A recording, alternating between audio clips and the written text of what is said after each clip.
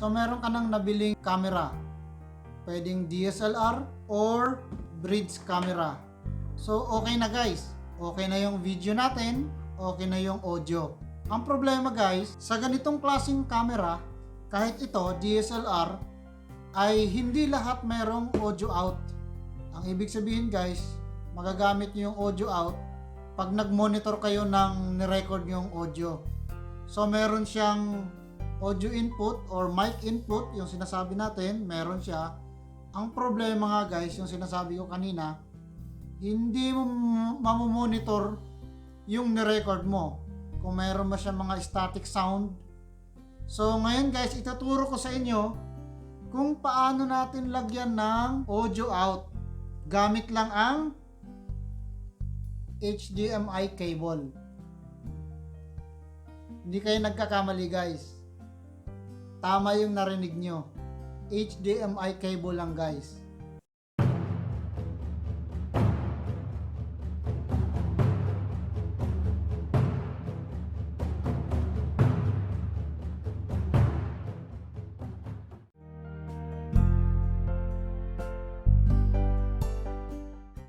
Alam nyo ba guys na itong HDMI cable ay kinikerry na nito yung video at saka yung audio.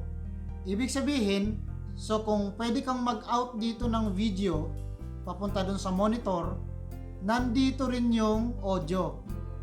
So, nakuha natin yung isang idea guys na kung walang audio out dito o headphone out, pwede tayong kumuha gamit ang HDMI. Sasaksak natin dito. Okay guys?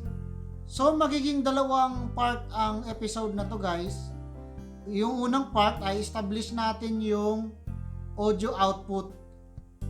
Once na ma-establish natin guys, yung second part ng video ay gagawin nating wireless output.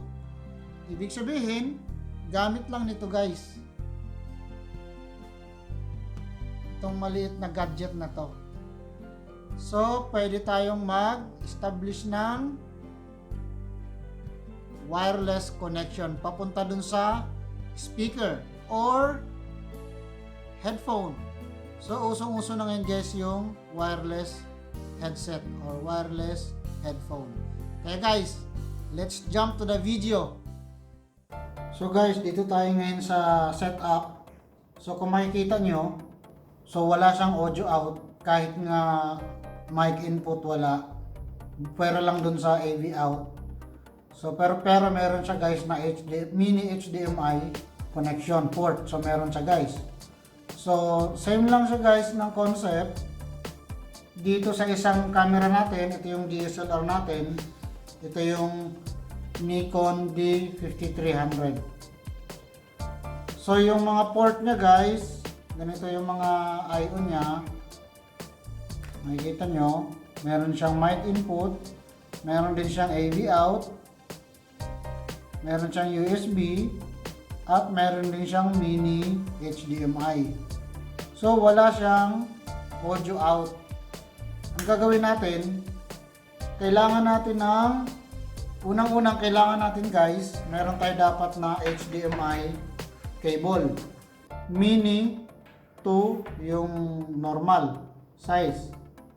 So ang mangyayari dyan guys, kakabit muna natin to dito sa HDMI. Ngayon, saan tayo kukuha ng audio? Ito pa yung isang gadget guys na binili ko sa Lazada. So kung makikita nyo guys, ito ay monitor. Meron siyang HDMI in at saka out. May DC input. Meron rin siyang out na 8.4. Yan, meron siyang headphone. Ito guys ay monitor lang. Check nyo guys yung isa kong video na nandun yung nandun yung unboxing tungkol dito guys. So kung mapapansin nyo, kung i-on natin yan, ayan. Pero ito guys, wala siyang built-in na speaker. Pero ang kagandahan nito guys, meron siyang audio out. Asan na? Ito. Meron siyang audio out, headphone. Ito yung audio out natin. Dito tayo kukuha ngayon ng source. mula dito, dadaan sa dito.